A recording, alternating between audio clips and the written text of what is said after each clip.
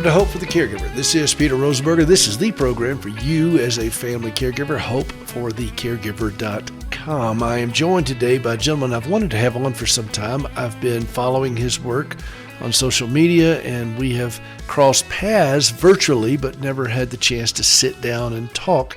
And that is Dr. Barry Jacobs, who is a clinical psychologist, family therapist. He's a principal for Health Management Associates, which is a national healthcare consulting firm, but he's also caregiver. He's got some real skin in the game, and he and I have crossed paths many times. Both of us have worked with AARP through a variety of things, and so this is our first time to be able to sit down and have a conversation together. So Barry, welcome to the program, and I'm very glad to have you here. Thank you so much, Peter. Really my pleasure to be here. Tell us a little bit about your background in this. It's a rather dramatic one. So when I was 14 years old, my dad developed brain cancer, and he had been he was out of work as a consequence. He couldn't work any longer. He was quite ill. My mother went to work and actually worked two jobs to try to compensate for my father's loss of income. But my family went through a very, very tough time financially.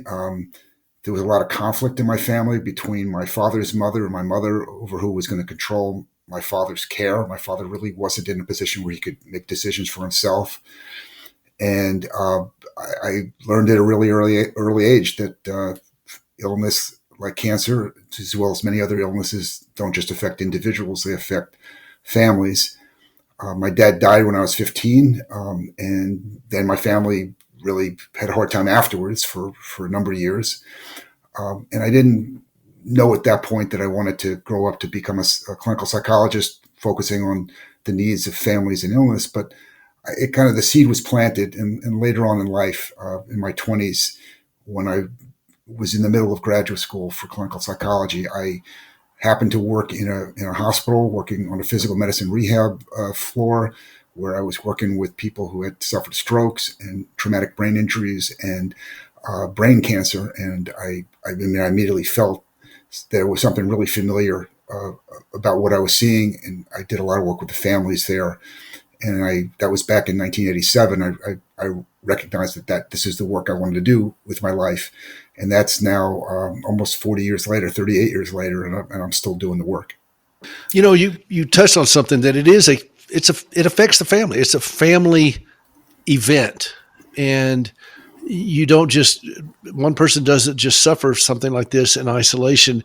I am struck by how this really evolved into your life work, because you saw the pain and saw the trauma and you stepped into it. But that had to have been quite a process for you to grow into that. Can you talk about that a little bit? Yeah. So I was a 15-year-old male who I was trying to be a tough guy, and I had to be strong. I was the oldest of myself and my brother, and I had to be strong for my mom. So she was struggling. So I had to keep it together emotionally and do everything I could. And I basically had this kind of tough guy stance that I wasn't going to let my emotions out. I was going to keep everything inside. And that went on probably for almost another 10 years. I really saw myself as somebody who could handle anything. I dealt with cancer, my father's cancer, when I was a teenager. I could now handle it. There was not much else in life that was going to be thrown at me that I couldn't handle. But then, somewhere in my mid-20s, I realized that I had shutting off my emotions. I was shutting off my ability to really emotionally connect with other people. And it took me a while then to kind of grow out of that into. Did anyone help you? Did anybody step up to offer you guidance or structure to help you as you cared for so many others, trying to hold it together for everybody else? Was there anybody else like that for you? Well, I mean, we're going back a long ways. My dad got sick in 1972, and back in 1972, cancer was often a death sentence, and as it was for my father, but cancer was a death sentence for a lot of people. And so people didn't talk about cancer; they talked about the big C. I mean, and they in my family, I mean, literally nobody talked about my father's cancer while he had it. Nobody talked about his cancer, what had happened to him after he died. There was a kind of shroud of silence over everything. And the message I got was, we don't talk about it. We just keep pushing forward. And that's what I did. And it really wasn't up until I was going out with a woman for several years in my early 20s, thinking I might marry her. And we had a very bad breakup. And I went all to pieces that I suddenly realized that I wasn't just feeling the sadness of the breakup, but I was feeling the sadness of grief that I had basically stuffed down for a long time. And that led to me in a whole other direction in my life. So that breakup in my early 20s it turned out to be a very good thing, especially since I'm married to a wonderful woman now. But my wife, who I've been married to for 35 years, is also someone who is extremely understanding and has encouraged me to not be the tough guy, but to be a more feeling male who can relate to other people emotionally and deal with sadness and not have to run from sadness. Well, and that brings me to a subject I've thought about a lot in my conversations with the caregivers, and certainly myself. We caregivers tend to defer grief, but I look at what many of us have as incremental grief, but we keep pushing it off. Well, I think certainly as somebody who's been through this experientially, and also as a psychologist, would you concur that grief cannot be deferred?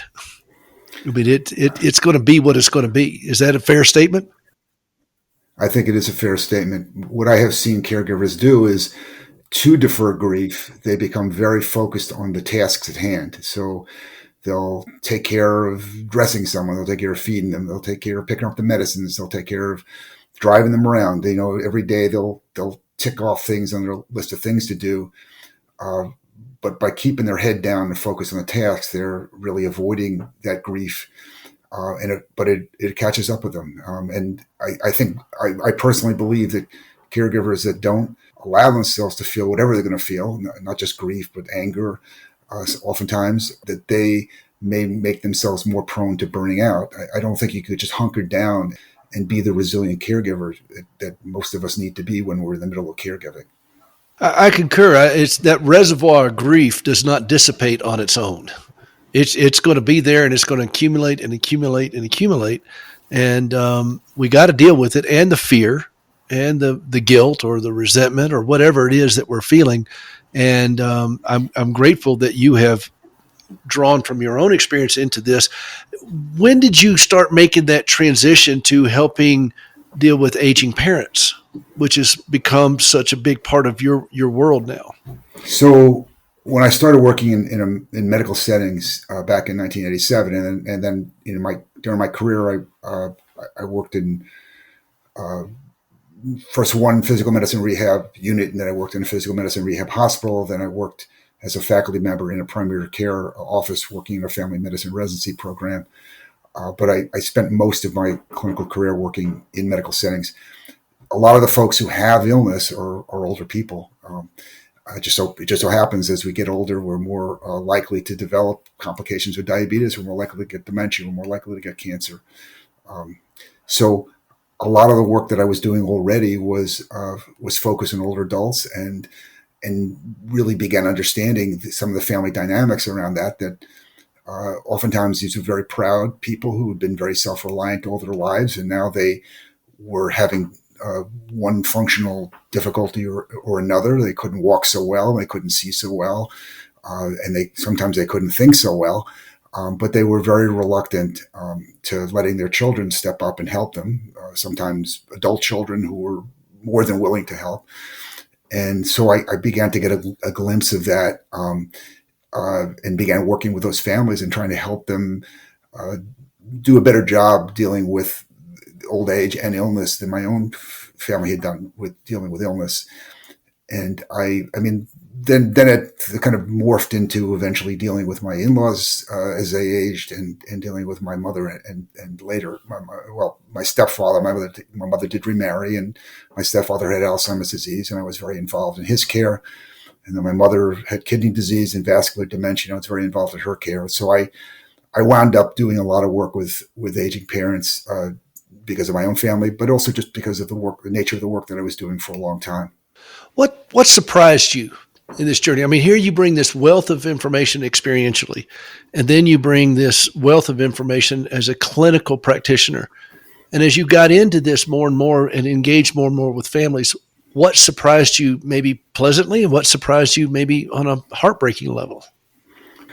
What surprised me pleasantly was really to see how devoted people were to one another. I mean, people sometimes they couldn't articulate why family was important to them, but by and large, most of the folks I saw stepped up when asked. I mean, certainly not everyone, and certainly we could look at our own families today and see that there are folks that step up and folks that don't. But most people, most families stuck together, and I thought that was. I still to this day think that's marvelous. I mean, it's really speaks to the cohesion and the strength of families.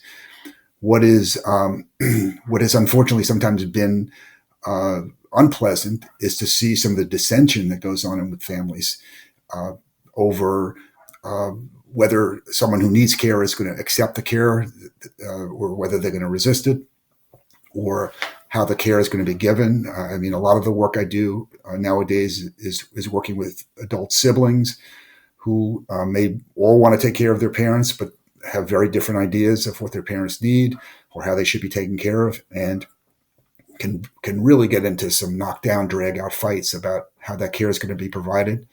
And it's not for lack of caring. It's just people want to. Each sibling wants to be in control here, and there's a lot of rivalry, a little bit of internal family power struggle. So that to me is very unfortunate. It's so much better if folks are pulling in the same direction than pulling apart, and I tell them as much. Do you find that people are receptive to hearing that from you? Not at first, because well, I mean, um, most people think they're right, you know, and they're not always so interested in hearing how the other person might have a legitimate point of view. I also think, frankly, and this goes back to what we were just talking about with grief, that uh, especially if let's say a parent has dementia and everybody, you know, everyone in the family is sad about that, but maybe nobody really wants to express that sadness. Everybody wants to hang tough and just do what needs to be done. And but what happens sometimes is people cover grief with anger. And so if they're angry at their brother for not helping out enough, or they're angry at this one who maybe is being too bossy, or angry at that one for not contributing enough money, that anger tends to take center stage when it's not that there aren't real disagreements, but what should be taking center stage is the underlying sadness that everybody's feeling, but no one really wants to acknowledge or express to one another. And what I try to do with families is to help them not just acknowledge that they're all grieving that their parent is declining, but pull together around that, commiserate with one another. I mean, in my opinion, you know, sadness makes families stronger. It doesn't destroy families, and anger often tears families apart.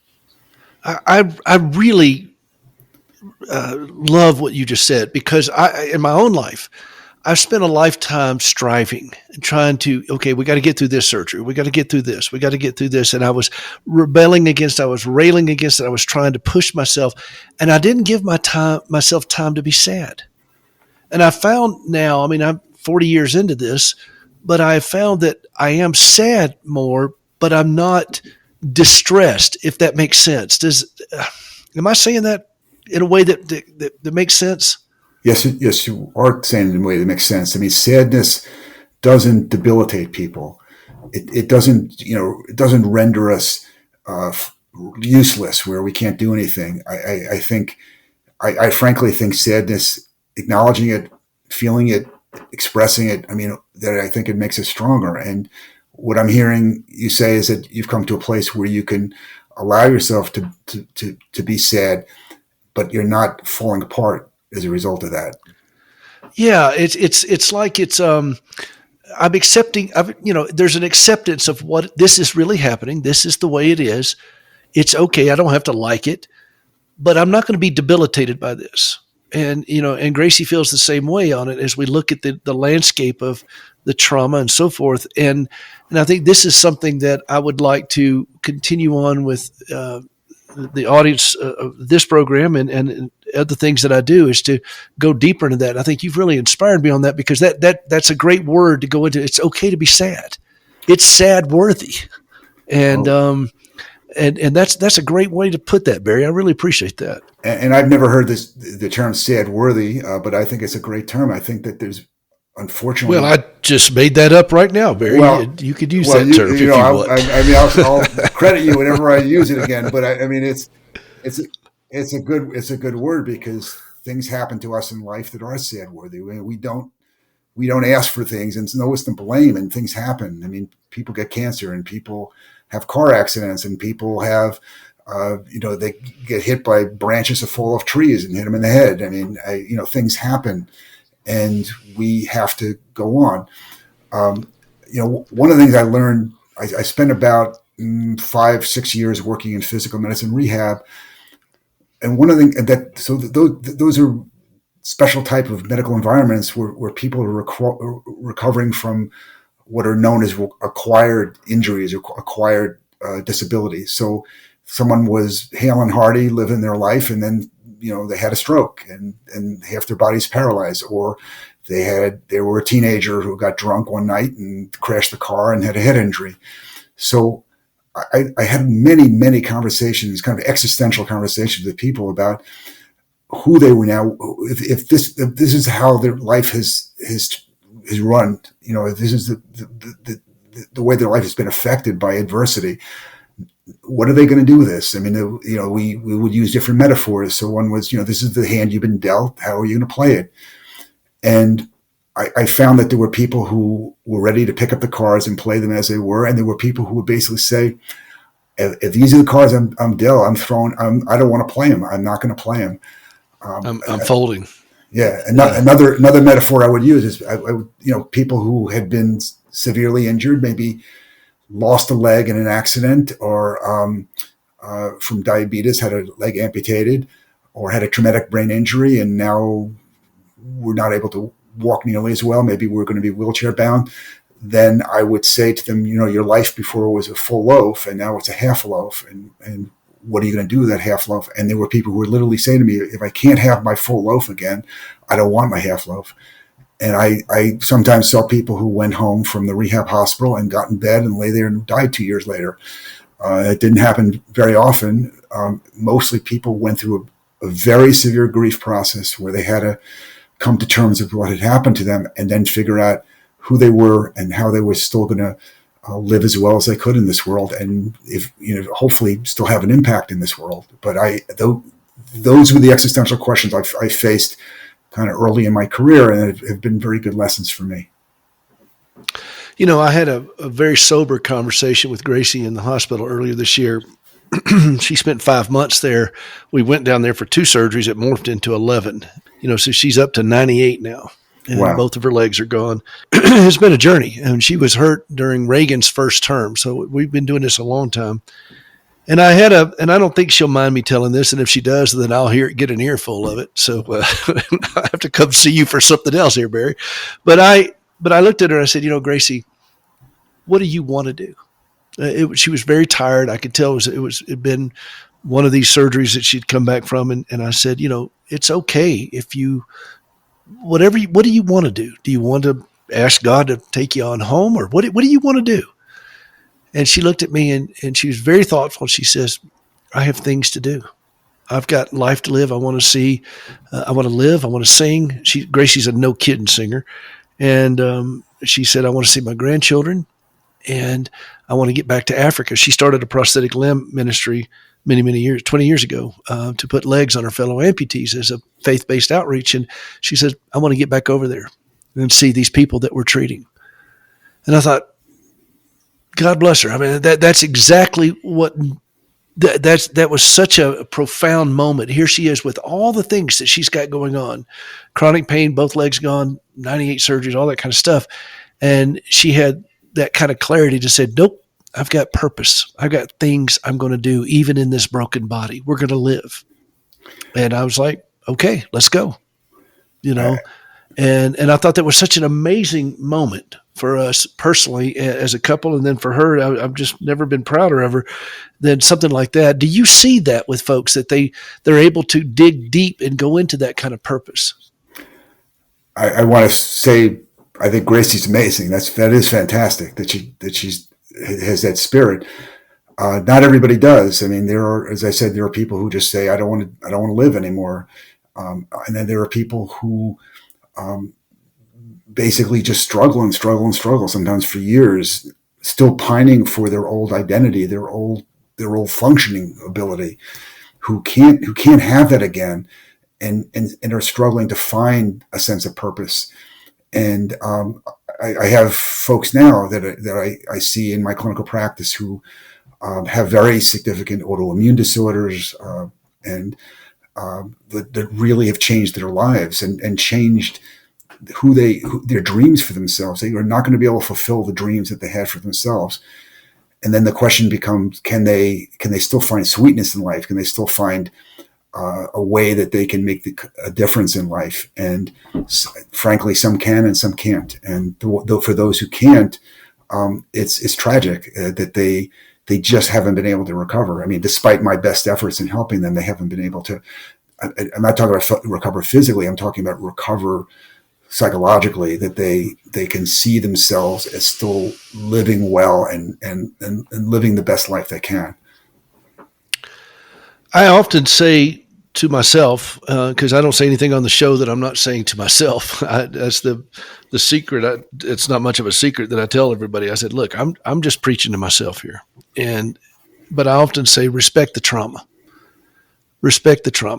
and I find that a lot of people don't do that. That's not an instinctive thing to do. We tend to, like you said, muscle through it, and we just grit our jaw and we're going to white knuckle ourselves through this thing.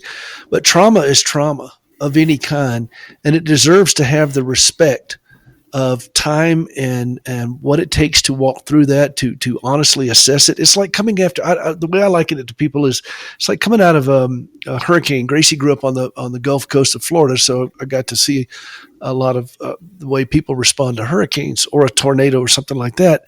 And you have to come out and you have to assess the damage and respect what has happened to you. Do you find that people are willing to hear that from you? Because I know that's got to be a big part of the conversation that you have with these families and individuals who are in distress, that they've got to honestly assess what's happened here. Yeah, so there's a balance here. There are two things we're talking about today. One is some of the downside of muscling through, and yet the other side of that is people who not only don't muscle through, but they almost give up trying because they feel such a sense of trauma and loss, and they don't feel like they can ever recover any sense of purpose whatsoever. So we're talking about people who can acknowledge the trauma of what's occurred and its impact on them physically and mentally, that can feel sad, can grieve what they've lost, but yet still retain a drive to find a good purpose in this world and to propel themselves forward, not in some ways, not forgetting what happened, but remembering everything that happened, but in some ways using what happened to give them even greater sense of purpose, to make a difference. Sometimes it's people who, for instance, survived cancer, who became the most fervent advocates for cancer research, for any sort of cancer advocacy, because they were traumatized by their cancer. They almost were killed by their cancer, and maybe they're living with the kind of sword of Damocles hanging over their head, wondering if and when cancer is going to come back for them. But they are going to use whatever time they have to fight this disease, not only within their own body, but in the world writ large. And I think those folks, and maybe Gracie's one of them. I really tip my hat to them, because they're taking the adversity that they've been handed and deciding that they are going to going to experience it, take it, learn from it, and go forward and make good in the world. And that's remarkable to me. Well, I look at Michael J. Fox, comes to mind. I mean, somebody who has done exactly that. And I look at Gracie. I don't have to look very far because I look at what she's done. And I look at a friend of mine, Johnny Erickson Tata, who has lived with quadriplegia since 1967. And she has a huge ministry. It's a Christian ministry to the disabled through putting wheelchairs for folks all over the world. It's called Wheels for the World, and other things written. I don't know how many books, and just an exceptional individual. And granted, I think a lot of faith-based things come to play on that. But I know a lot of people who have a walk of faith that don't do these things. And my hope is that they will find purpose, that they'll find a way to dig into that, because loss is inevitable. Pain and loss is inevitable. We are going to face it, but joy and purpose is optional. We have a choice on that. We could be as miserable or as joyful as we choose to be. And I've been very, very inspired with Gracie as she's gone through this, to watch what she's done with it. It's very meaningful. Let me transition a little bit, because I want to talk about this book. I only have you for a little bit of time, and I want to be careful of that time. You and your wife have written a book together. I wrote one book with my wife, and it was a challenge. I promise you, it was a challenge. And both of us are pretty strong personalities. And I got to the point where I just don't let Gracie edit any of my stuff anymore, because it comes back with so much red ink on it. It looks like it'd been stabbed. And I hope that it's not the case with the two of you all, but that's been our life. But you and your wife took on a book project together, and I'd like for you to talk about that a bit. Why, what precipitated this, and then let's talk about it. Sure.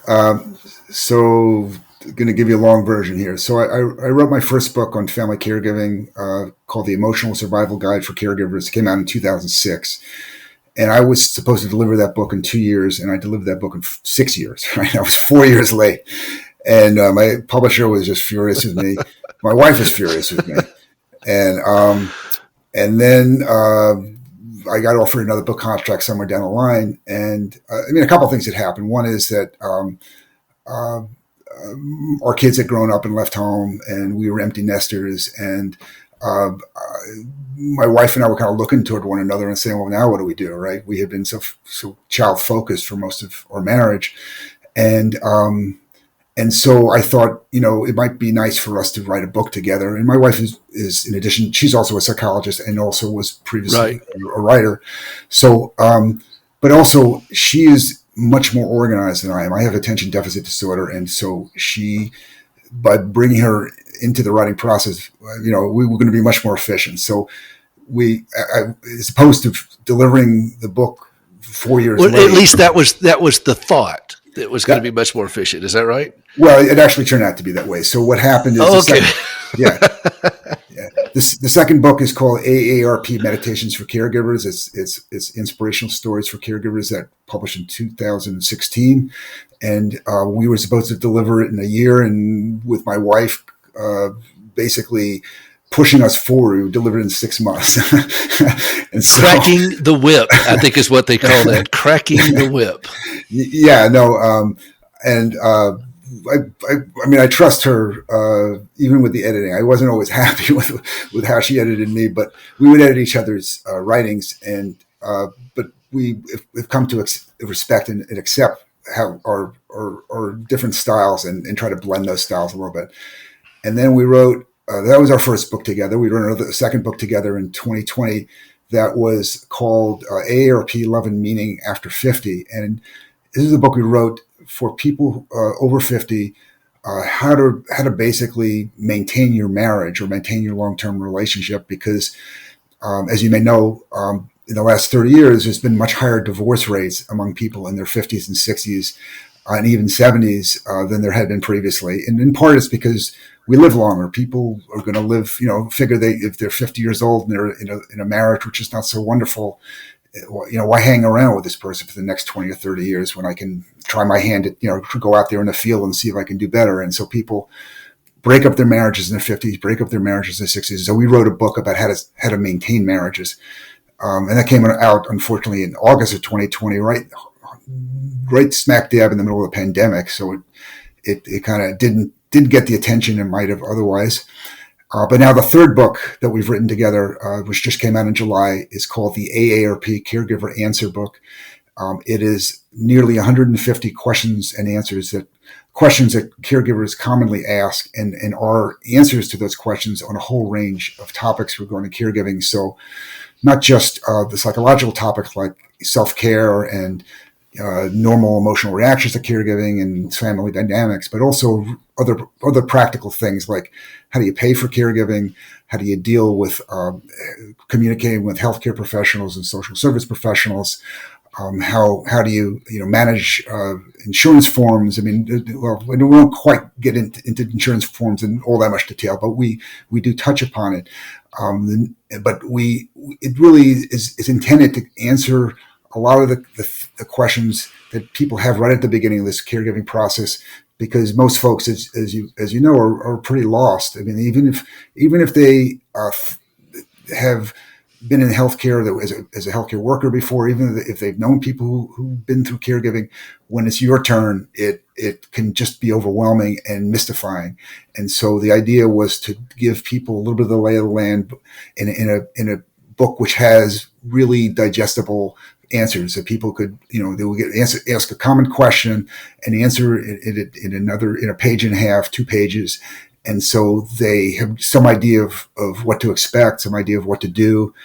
And so this book is out now and covers a lot of things, including some of what we're talking about today, the importance of grieving.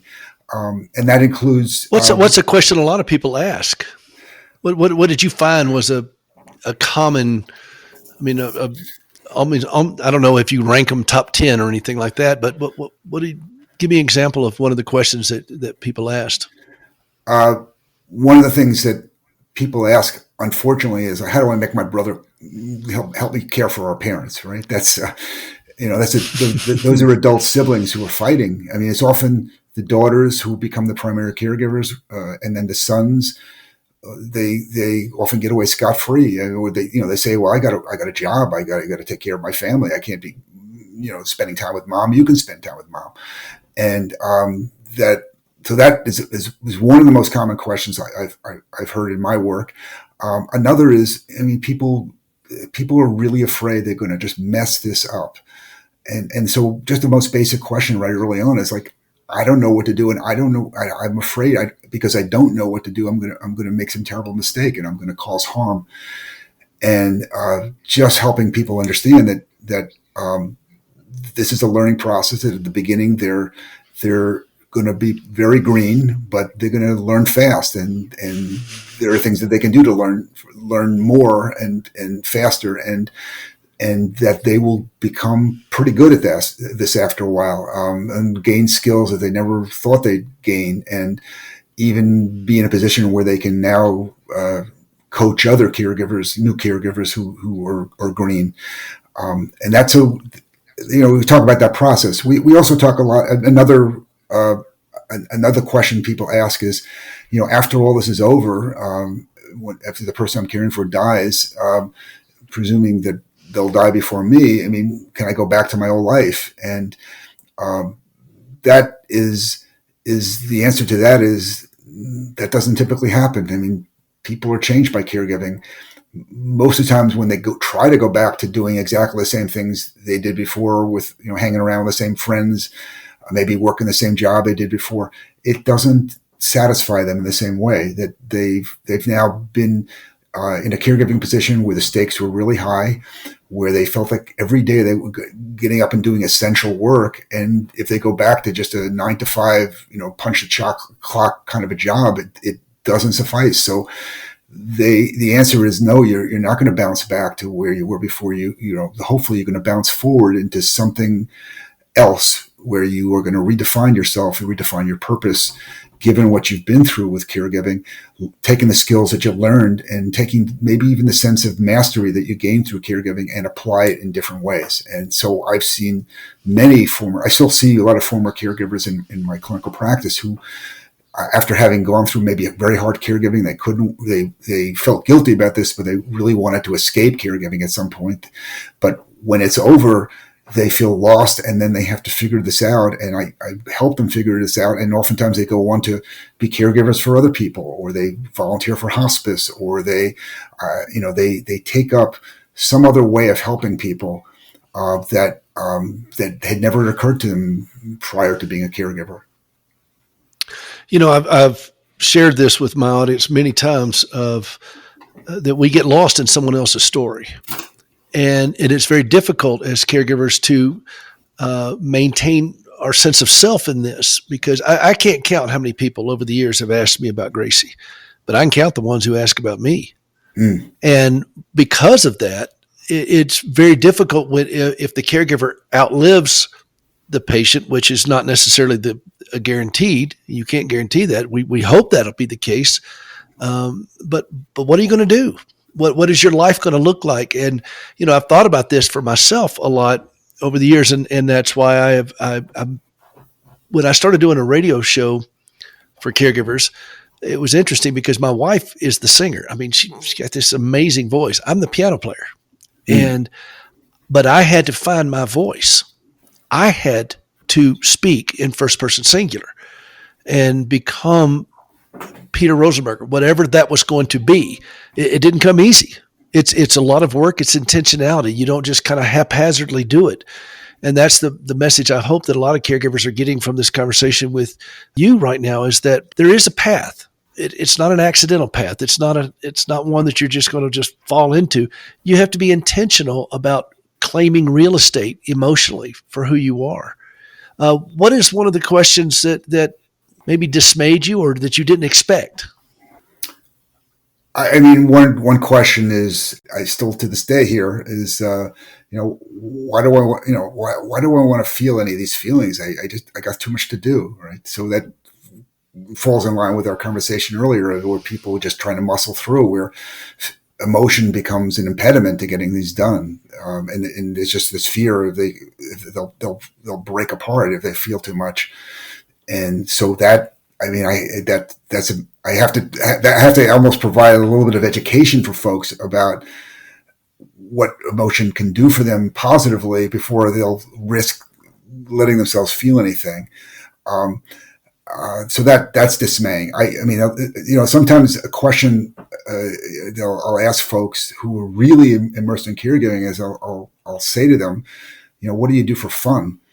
And they'll look at me like, what are you talking about? I don't, I'm not allowed to have fun. They don't say I'm not allowed to have fun, but it's like they're looking at me like, fun? That's not part of my life. I mean, and I say to them, well, prior to being a caregiver, did you ever have fun? And well, yeah, I did this and that, and I'll say, well, what happened to this and that? And they'll say, well, it just doesn't fit into my life anymore.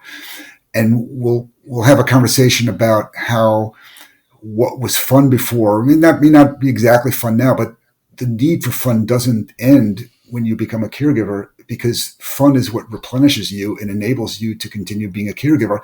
But I see people who feel like they're not allowed to have fun. If their loved one is suffering, then they have to that's suffer. The thing is it's that shared misery, but it's not that way. And I've learned that firsthand with Gracie. I mean, I remember somebody asked me one time, how do you find the time to do the things that you do? And I said, I don't find the time. I make the time. Right. And the other day I had somebody that came in right now because I can't leave her very long. I'm having to do everything about 25 yards away from her, and that's okay. And I can slip down to run a quick errand, but I can't leave her for more than an hour or so because she can't transfer very easily until she heals up from these things. But I had somebody come and stay with her, and we live in Montana up in the Rockies, and I had a neighbor rancher put some cattle up here, and I got on a horse and moved some cows the other day. And I promise you, Barry, I wasn't thinking about caregiving at that point. I was moving cows and hearing the theme to Lonesome Dove in my head while I was doing it, and it was just it's soul satisfying, and it makes me better as a human being to be able to go back to Gracie then and bring some of that to her, and show her and be a part of that. Because if I don't do that, then I'm just going to end up becoming a husk of a person. And I came to this conclusion after one of her long hospital stays that I'm no good to my wife if I'm fat, broke, and miserable. How does that help her? And I choose not to be any of those things.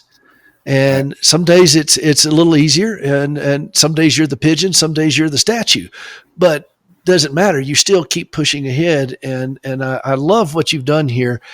This is a book I would assume, and correct me if I'm wrong, that you don't have to read right to left, front to back in a linear fashion. You can pick it up in different places and go through it. Is that a fair assessment? Yeah, yes, it is. I mean, you're not going to ever read this book front to back because, I mean, for instance, there are chapters on caring for parents, caring for a spouse, dealing with siblings. I mean, not everybody's situation will warrant you reading a specific chapter, but there are also chapters that are very general, like, dealing with communicating with one another with dignity, or dealing with healthcare professionals, or dealing with financial issues. Those are cross-cutting issues that pretty much everybody has to deal with. So you've given a buffet of wisdom that people can access and go through and find things they're going to apply right there in their life, questions that they may be struggling with that very day. Where can people go to get this book? So this book is available through the usual book outlets, Amazon and Barnes & Noble online, or bookshop.com, which is an independent bookseller book site. Or, I mean, just the AARP website has this book listed. You could purchase it through AARP or through the publisher Guilford Press. It's readily available, and I hope people will check it out wherever books are sold. Exactly. And if people want to find out more about you, how do they get a hold of you? So my wife and I do have a website for this book. It's simple enough. It's, the book is called the Caregiver Answer Book. And so the website is Caregiver Answer Book and caregiveranswerbook.com. And there are bios of my wife and I. There is a way of contacting us. There's information about our other books. But folks contact me. I'm happy to reach back out to You're them. On all social media and everything else, and you're out there. I appreciate you really taking the time to this. Last word, there are a lot of people listening to this who are isolated. They're struggling. They feel all the things that we covered here today. What do you want to say to them? I want to say that in my career, the most important thing I've tried to do is to help caregivers be kind to themselves, to reach up and pat themselves on the back. And because what I often see is caregivers that are really hard on themselves. They drive themselves hard. They're very critical of the mistakes that they make. They don't take into account well enough all the good things that they do, all the difference that they make. And I'm just going to say there's no perfect caregivers in this world. They're just good enough caregivers. If you're a good enough caregiver, and I'm sure most of you are, please be good to yourself and really pat yourself on the back and feel like you have really done well. You're right. You as a caregiver, you've done something that few would and less could in many cases. Sometimes you feel like you're not seen and not heard, but I hope that as you listen today, you realize that somebody like Barry, who brings an enormous wealth of wisdom and understanding, experiential and clinical, it does see and is going to you with the best that he has to offer. And I hope you'll take advantage of it and read this book and check out all the things that he and his wife have put together. Friends don't let friends caregive alone. So if you know somebody who's struggling with something like this, get them a copy of this. If you don't know what to say, don't worry about it. Barry and I do. So share this interview with them and get them a copy of Barry's book. Barry, I do appreciate you taking the time. This has been a treat for me because, we've been passing through the night here and some of the things that we both have done with AARP and I appreciate very much you taking the time with me today. It means a lot. Peter, great conversation. We talked about some emotional things that mostly I don't talk about with other folks all that much, but really important things about sadness and avoiding muscling through and maintaining a sense of purpose. Really good stuff. I've been doing this so long, I think I just know the terrain. And so I know this is where so many caregivers live, and I appreciate you being willing to go into those places. And if you and I don't talk about this as caregivers, as husbands, as men, then, who's in line behind us to do it? And that's the thing, is that we've got to start having these frank conversations, and I appreciate very much you taking the time here. This is Dr. Barry Jacobs, and please go out and take a look at all of the information. He has a lot of stuff he's written at AARP and so many other places, and I think you'll find him to be a wealth of information. Barry, thank you again for being here with me today. The book is called The Caregiver Answer Book. Please check this out and let Barry know that you appreciate him bringing his life and his wisdom and his scars into your world today as a caregiver. This is Peter Rosenberger. This is Hope for the Caregiver. HopeForTheCaregiver.com. We'll see you next time.